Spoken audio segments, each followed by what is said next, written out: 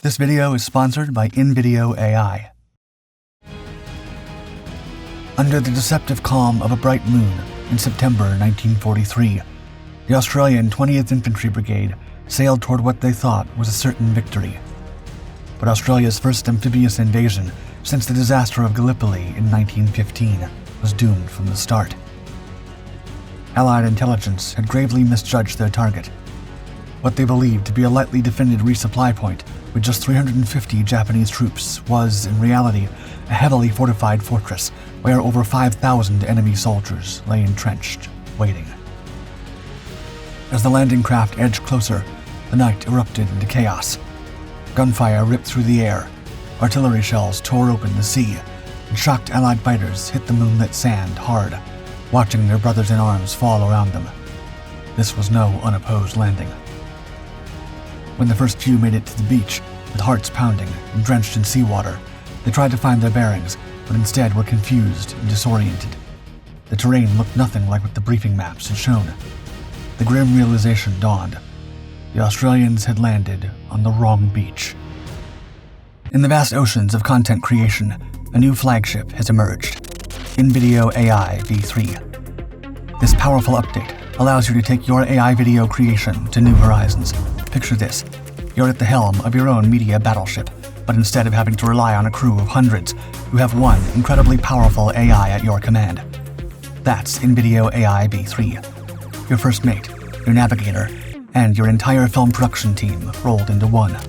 What sets InVideo AI v3 apart in the flotilla of video tools? It's not just about editing existing footage. It's about generating entire productions from the keel up in a way that blows the competition out of the water. With just a few simple text prompts, you can launch broadcast-ready, full-length videos on any topic under the sun. Let's dive into a demonstration. We tasked InVideo AI v3 with creating a short video about the 10 most incredible wonders of India and their history. Here's what surfaced in just minutes. You can see why this tool is making big waves in the world of AI video. But if creating educational content doesn't float your boat, there are plenty of other video genres, which InVideo AI v3 dominates with flying colors. Whether it's B-roll style footage or social media reels, this versatile tool offers a whole ocean of possibilities. Crucially, unlike other AI video tools, InVideo AI v3 isn't just a concept floating in the distance. It's going to be available in just a few weeks for you to set sail on your voyage of creative discovery. Use the link in the description to get on board with InVideo AI's current version today. Paid plans start at $20 a month, and you can even receive double the video creation minutes in your first month with our special code, DARKSEAS50. When it comes to AI video, you no longer have to feel lost at sea. Let InVideo AI steer your course to domination. September 1943. The 100-mile stretch of coastline of New Guinea's Huon Peninsula, bookended by Leh in the south and Sayo in the north, held the key to breaking Japan's grip on the Pacific. Finchaffen sat 50 miles northeast of recently captured Leh, its harbor deep enough for major warships. More crucially, the surrounding area offered potential for multiple airfields. A launch pad for bombing runs on Rabaul, the Japanese bastion 260 miles across the Vityaz Strait. The terrain was a tactician's nightmare. Razor-backed mountain ranges plunging into narrow coastal strips bisected by numerous rivers. The 3,150-foot peak of Settelberg loomed 5 miles inland, offering commanding views of any potential landing zones. Whoever held that high ground would dominate the battlefield. General Douglas MacArthur's grand strategy hinged on Finchaffen. Capturing it would secure the Vityaz Strait, choking off Japanese reinforcements to New Guinea while opening sea lanes for the inevitable assault on New Britain. Lieutenant General Thomas Blamey's New Guinea force, bloodied but victorious at Leh, now faced an even tougher nut to crack. Major General Eizo Yamada, commanding Japanese forces in the area, recognized Finchaffen's importance. He'd reinforced the 80th Infantry Regiment with naval troops and fortified the likely landing beaches. His orders: hold until the last man. The Allies faced a brutal gauntlet. A landing south of Finchaffen meant crossing the treacherous Nape River under fire. Striking north at Scarlet Beach might flank Japanese defenses, but risked leaving troops exposed on a narrow beachhead. time wasn't on the Allies' side. Each day allowed Yamada to strengthen his position. The monsoon season loomed, threatening to bog down any offensive. MacArthur demanded swift action, but hasty planning could spell disaster. As September waned, the ingredients for a military cataclysm assembled. 2 battle-hardened armies, inhospitable terrain, and a prize too valuable to ignore. The cornerstone of the Finchaffen operation was rotten from the start. General Charles Willoughby, MacArthur's intelligence chief, spectacularly misjudged Japanese strength. His estimate, a paltry 350 defenders. Reality, 5,000 battle-hardened troops, dug in like ticks. Willoughby's assessment of Finchaffen as a pushover would cost Allied blood. Rear Admiral Daniel Barbie, commander of the 7th Amphibious Force, knew better. He demanded 10 days to plan the assault properly. MacArthur, impatient for another victory, slashed that to 3. The compromise, 4 days, satisfied no one and endangered everyone. Reconnaissance was a joke. A 10-man Allied Intelligence Bureau patrol, launched from PT boats on September 11th, spent 3 nights dodging Japanese patrols. They returned with scraps of information about machine gun nests, but zero data on the crucial beach conditions. Logistically, the operation teetered on the brink. Brigadier Victor Windayer's 20th Infantry Brigade, 5,300 men strong, would hit the beach with only 15 days of supplies. Any delay could spell starvation or a scramble for emergency airdrops. The choice of landing site sparked fierce debate. Barbie pushed for a 2 a.m. assault under cover of darkness. Lieutenant General Edmund Herring, commander of the 1st Corps, argued for a dawn landing at 5:15 a.m. The compromise, 4:45 a.m., left both sides grumbling and the landing force vulnerable. On September 19th, aerial photographs dropped a bombshell. The planned landing beach sported a previously unknown sandbar, rendering it useless for half the LSTs, landing ship tanks. Planners scrambled to rejig the entire assault schedule, further compressing an already tight timeline. Windayer's brigade carried a weight beyond their packs. This would be Australia's first opposed amphibious landing since the bloodbath of Gallipoli in 1915. The ghosts of that disaster loomed large as they boarded their transports. As night fell on September 21st, the assault force slipped out of Buna Harbor. Aboard the ship, men checked weapons, studied maps, and contemplated their odds. 0 hour approached, and with it, a date with chaos. In the pitch-black pre-dawn of September 22, 1943, the assault force approached Scarlet Beach. Navigation, already a nightmare in the best conditions, became a fool's errand. Low clouds trapped smoke from the preliminary bombardment, creating a murk that was, in the minds of the Australians, as, quote, dark as the inside of a cow. Then, catastrophe.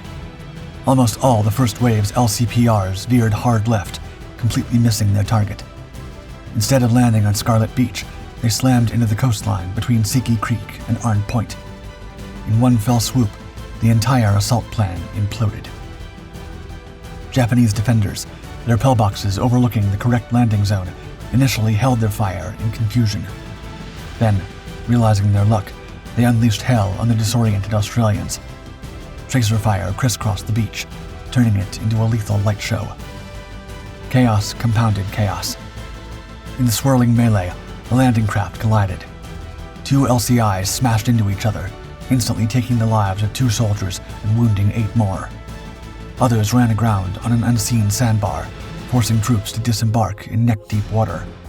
Men drowned before firing a shot, weighed down by full combat loads. Amidst the mayhem, heroes emerged. Lieutenant C. Huggett's platoon, one of the few to land near the intended zone, found itself pinned down by 2 machine gun nests. With the help of American scout Lieutenant Herman Kolm, Huggett led a desperate grenade and small arms assault.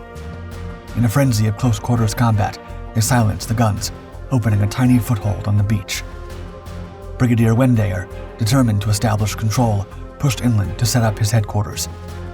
No sooner had he reached a kunai patch, 200 yards from the surf, than a Japanese soldier lobbed a grenade into the command post.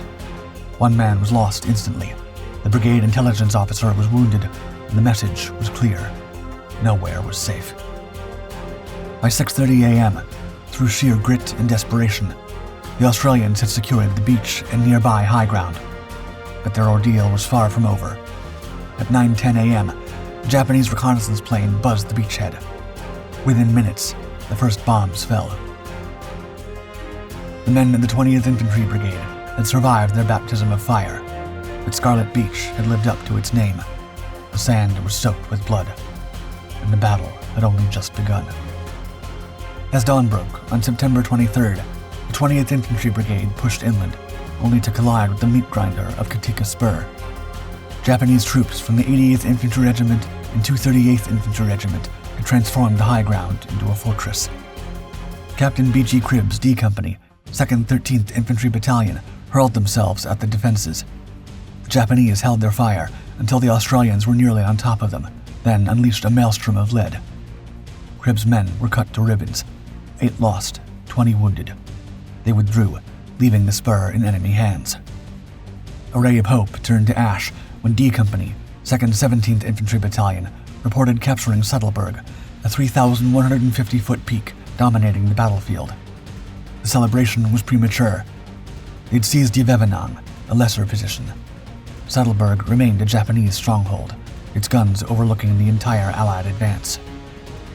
The fight for key terrain became a slaughterhouse.